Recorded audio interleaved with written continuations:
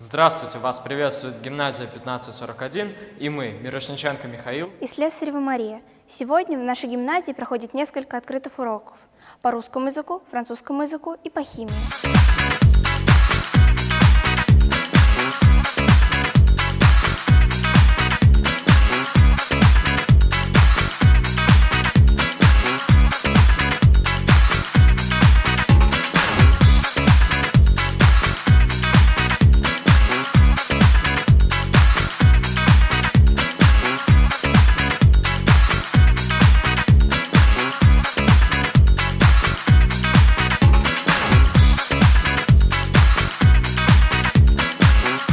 В нашей гимназии находится музей с интересной экспозицией, посвященной возвращению варяга.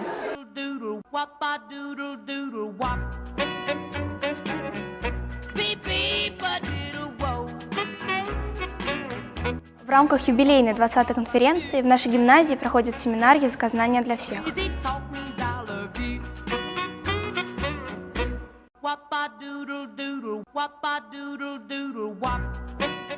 Конференция «Языкознание для всех» помогает делать детей более внимательными носителями родного языка и более такими серьезными пользователями, если можно такое слово употребить, в отношении иностранных языков.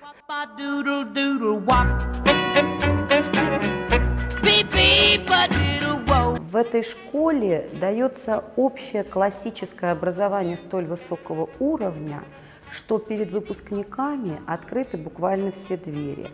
Если проанализировать результаты поступлений прошлых лет, а они регулярно выкладываются на сайте, и родители могут с ними ознакомиться, то можно увидеть, что и технические специальности, и специальности естественно-научного цикла, ну и, естественно, гуманитарные, включающие юриспруденцию, искусствоведение, филологию.